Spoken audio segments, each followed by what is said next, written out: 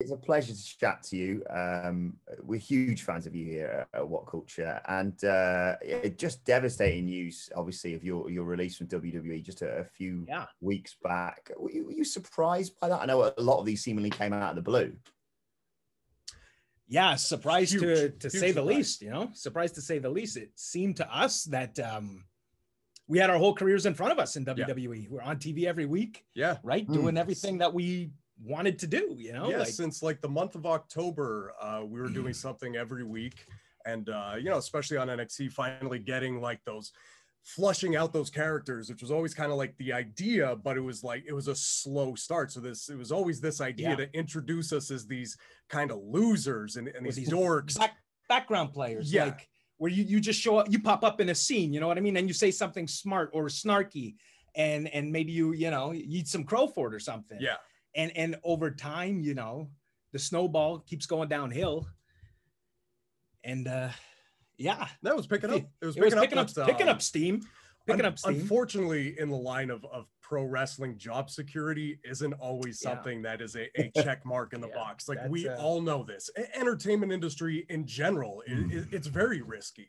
So you know these things, you know, when you sign contracts, they're like, oh, this might not last the time that it's supposed to. Could end at any time. Anytime. And, you know, then sometimes you could be there for 15 years. It's just what it is. And it's so to answer your question, we were shocked. We were surprised. Very shocked. We were very surprised.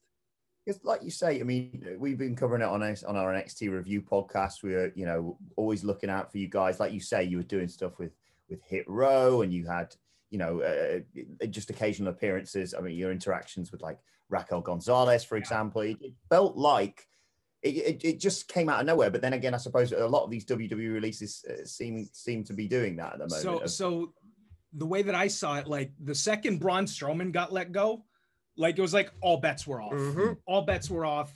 Like, did anything matter? You know what I mean? For sure. Because usually, like, we all know that those pockets of releases, everyone calls it spring cleaning, right? You always know that it's the April after Mania. Like, there's generally some cleaning up there. So there's always that consensus of when that happens. And if you're, like, on the outside, you're like, oh, I guess that's over. When you're on the inside, you're like, whoo, I lasted another year. But unfortunately, with the world being exactly what it was like. With the world being what it is, it's just everything is very unpredictable. And unfortunately, they're on the business side of things making decisions that are looking more towards business end than just the professional wrestling product. And I think we kind of got caught up in that.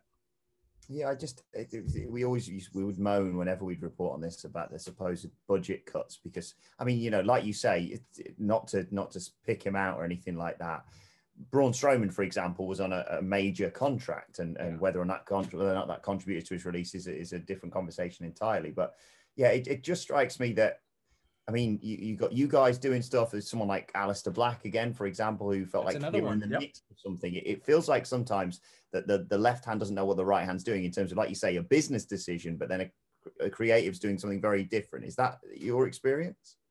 I mean, I think that's pretty much above our pay grade, really. Like, is knowing the functions of how that communication is, like, really. I wish I had answers for it, but we really don't. All we know is our firsthand experience is just, especially being, I feel like NXT was also a little bit different than, let's say, Raw and SmackDown. Like, for a while, we're on this kind of an island doing our own thing. It certainly always felt like we were, like, NXT was this island, and then I think maybe that changed over the last couple months, maybe a little bit. It seems to, but for our end, like, there was always great communication between, whether it be Triple H and Shawn Michaels, or, you know, the coaches, the performance center, the writing team, the producers, great communication all around. So it was, like, again, so that's kind of why it comes as, you know, a bit of a surprise, because we're still in the process of working on stuff that day. Oh yeah. That day. Pitching ideas back and forth. Yeah. So, right. It's what it is. Yeah. Yeah, part of the reason why we enjoyed you so much is you're so creative. You've got not only your appearances, like you say, occasional appearances on NXT, whether it be in ring or backstage or whatever, but you've got obviously Ever Rise Live on WWE's YouTube channel. You had the pre-show. That seemed like something you really enjoyed. And how was WWE involved in that? Was like say, it strikes me something that you two would come up with and pitch to them, or how did that all come about? Yeah, so when we started on 205, I guess it was like about a year ago, last spring, I guess. Yeah. We knew that in order for us to stand out, right? 205, some of the best athletes in the entire world, right? Some of the absolute, like just studs. So for us to stand out, we had to talk, right? That's what we do. We're huge personalities. We have to find a way to show what we can do on the microphone. So we would just grab the social team and be like, let's go. We had a match tonight. We're going to do a promo. Let's figure out something. And every week we would just keep doing more and more, and people seem to be into it, right? Yeah. Now, the thing about it is, to do promos after matches, it depends on being booked, right? Like you got to be booked to have something to talk about. And eventually we just said, oh no. Technical. Oh no, what's happening over here? Oh boy. Eventually we just said, yeah. Look at that. Just trying to figure it out here, guys. We just said, forget this. Good enough. Let's find a way to be able to speak every single week without depending on being booked on a show. And also to that, like doing these promos, as fun as they are, the more you do, the more it's seen and it can be kind of passed over. You know what I mean? Like it does have a shelf life.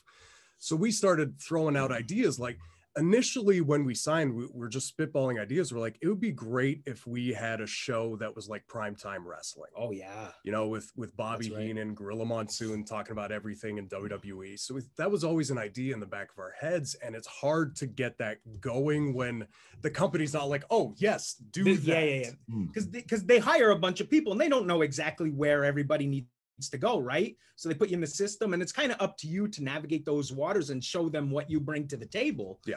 And that's what we were trying to do. So that's where the idea pretty came successfully, from. I think. You know, we started out by just, hey, let's just give this a run. Instead of doing a promo tonight after the show, let's just try and do a mock talk show. Oh, that was the initial idea. Yeah. Was so you have Talking Smack and Raw Talk, right? Mm-hmm. So the idea was to do a parody of that, but for 205 Live. Talk 05 Live. Something like that, right? Yeah. So it's going to be a parody of Talking Smack, and then that slowly evolved into just us BSing with the camera, like the talk show style, and eventually moved away from 205, you know? Yeah. And like, as far as the company being involved at first, other than just the social team, like our producer we always talked about him on the show, our producer, Anthony, other than him and a couple of other guys, like it was just a real rogue operation. Some of the best times that we had in WWE was after a taping. We'd all go into a room with Anthony's, I mean, I'm just going to say Dewey Foley, Baker. And we would just come up with these ideas for these promos. And it was like making magic. It was just awesome. And this is like 11:30 after NXT. Everyone's gone and we're just in there still powwowing. Yeah. The janitor's in there cleaning up, like sweeping, and we're just in there causing a complete ruckus. Yeah. And then eventually, you know, as it grew, then it started to be posted on, you know, NXT's social media. That's and then, right. And then eventually WWE, and then the social team decided, hey, let's throw this up on YouTube. So like it was really starting to grow with that. We just started releasing stuff on our own Twitter. And then to the 205 Twitter picked it up, and then NXT Twitter picked it up, and then the WWE Twitter picked it up. It just kept growing and growing. Yeah. I like the fact that you've continued this outside of WWE as well. You've got the Show Rules YouTube channel and stuff, and just being able to keep that going must be, you know, some semblance of normality in this, you know, ever-changing situation for you guys. Well, it keeps you on a path, you know. So we get the call. I don't know. Let's say 3 o'clock Friday a couple Fridays ago, and you know it's devastating. So go home. I'm talking with my wife. My pregnant wife, Stacey. Very pregnant wife. Pregnant wife, An absolute champion, this woman. An absolute champion, you know. Glowing. And we're just like, oh, we have to film a show tonight. We have to do something tonight. The timing worked out. Put it out Saturday morning. The time worked out really well because, you know, our time slot was always Saturday mornings at 10. When WWE moved us, 10:30. Sorry, 10:30. Can't even get my own time slot right. 10:30. When WWE moved us over to YouTube, they moved us to Thursday at noon. Oh, was this a thing? Rough, but luckily we got released on a Friday, so we 10:30 Saturday mornings, back in our time wide slot, open, back in our time slot. So very excited. We got at it right away that night, like 4 hours after the end of the call, we filmed the show. Yeah. It must be an incredibly stressful period, like you say, a pregnant wife and all this going on. How have you coped over the last few weeks? Doing all of this stuff honestly has really helped, because like we've really been able to tap into this creative side of things. And like, so we're doing the show every Saturday. Last night, we just released our version of The Show Rules Sports, where we're talking sports. Yeah. We have other ideas in the pipeline for all these shows and all these little things. Then you get setting up merchandising, setting up social media, new channels. So I think we're working harder than ever before. Like you haven't slept, you know what I mean? There's so much to get done when something like this is, you know, just put on your lap. You got to play the cards that you're dealt, right? Especially when all of this is so foreign to us. Like, I'm editing videos. Like, what? Right. Yeah. I'm looking at YouTube videos. You don't edit videos in WWE while I'm editing videos. Like, I'm clueless on this stuff. Like, I went and bought a microphone yesterday for this because I'm like, oh, I can't talk.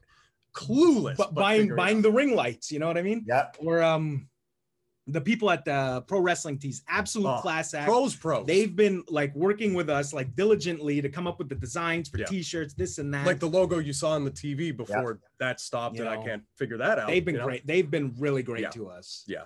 So it's been very stressful considering the time. You know, anybody losing their job in any way sucks. No time to sit around and cry about it. There's no time. Just get back on the horse, you know, and do what we've always done. Luckily, we have a vehicle to parlay. I don't know what that is. Boy, but, parlay. What are you talking? Gambling? Well, I'm still on the sports show. I'm still stuck on the sports show.